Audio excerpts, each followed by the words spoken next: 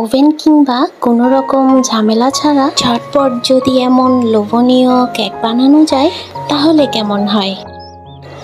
আসসালামু আলাইকুম প্রিয় দর্শক, দেখছেন টেস্টি বাইট চ্যানেল।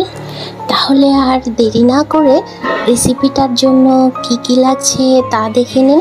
একেবারেই সিম্পল ইনগ্রিডিয়েন্টস, যা সবার বাসায় কম বেশি থাকায় যে কোনো সময়ই খুব সহজেই বানিয়ে নিতে পারবেন। প্রথমেই লাগছে বেশ কিছু চকলেট বিস্কিটস, আপনারা যে কোনো ব্র্যান্ডেরই ব্যবহার করতে পারেন। এবার এগুলোকে ছোট ছোট টুকরো করে নিতে হবে।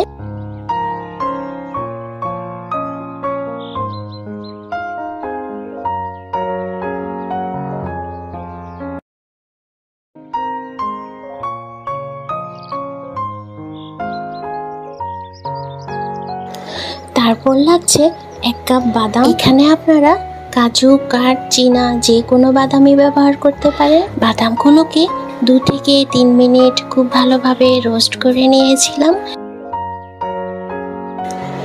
এবার এইগুলোকে একবার মিক্সারে খুব ভালোভাবে গুঁড়ো করে নেব।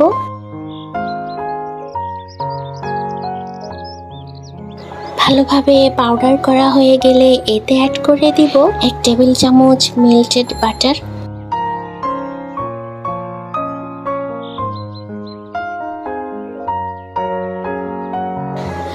তারপর এটাকে একবার খুব ভালোভাবে মিশিয়ে নিতে হবে। দেখবেন স্মুথ একটি ব্যাটার তৈরি হয়ে গিয়েছে।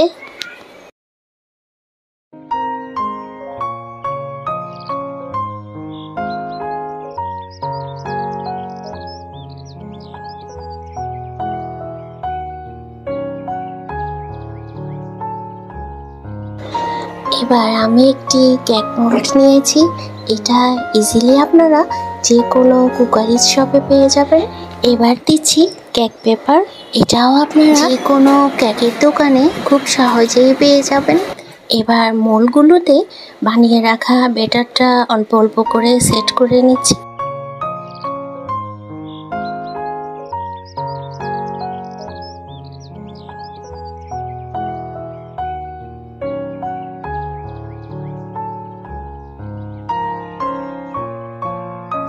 সেট করা হয়ে গেলে যে কোনো জার বা গ্লাস দিয়ে মাঝখানটায় প্রেস করে এভাবে হোল করে নিতে হবে। আশা করি দেখে নিশ্চয়ই বুঝতে পারছেন প্রসেসিংটা আমি ঠিক কিভাবে করছি। ব্যাটার দিয়ে সবগুলো মোল্ড এভাবে ভালোভাবে সেট করা হয়ে গেলে এটাকে ফ্রিজে রেখে দিতে হবে মিনিমাম 10 থেকে 20 মিনিটের জন্য।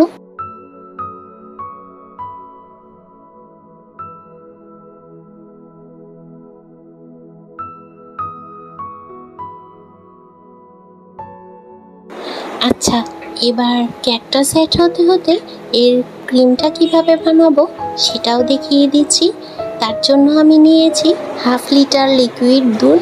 তার সাথে অ্যাড করছি স্বাদের জন্য 1 কাপ চিনি, 1/2 কাপ ময়দা। আর খুব তাড়াতাড়ি যাতে একটা ক্রিমি টেক্সচার চলে আসে সেই জন্য লাগছে 2 টেবিল চামচ কর্নফ্লাওয়ার। এছাড়াও ফ্লেভারের জন্য দিচ্ছি 1/2 চা চামচ ভ্যানিলা এসেন্স। আপনারা আপনাদের পছন্দ মতো যে কোনো ফ্লেভারই অ্যাড করতে পারেন। এবার সব কিছুকে একবার খুব ভালোভাবে মিশিয়ে নিতে হবে।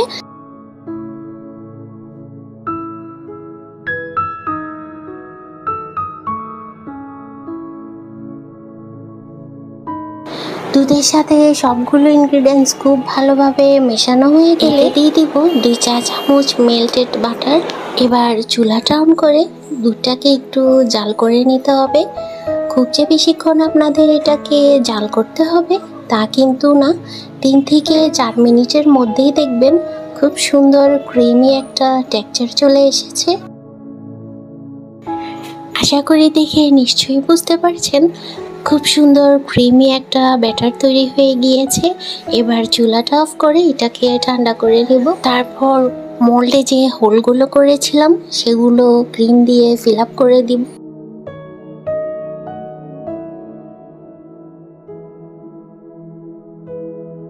ব্যাটার দেওয়া শেষ হয়ে গেলে এটাকে আরও একবার ফ্রিজ করে নিতে হবে 10 থেকে 15 মিনিটের জন্য।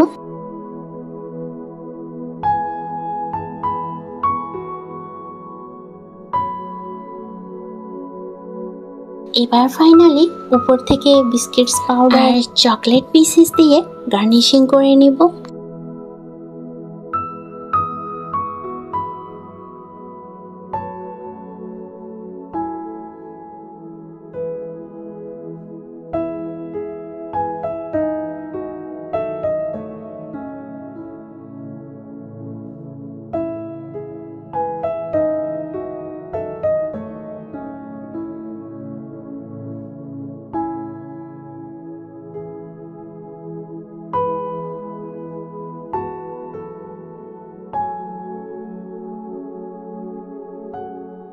আজকের রেসিপিটা দেখে আশা করি নিশ্চয়ই বুঝতে পেরেছেন, হুটহাট কেক খেতে ইচ্ছে করলে খুব বেশি ঝামেলায় পড়তে হবে না।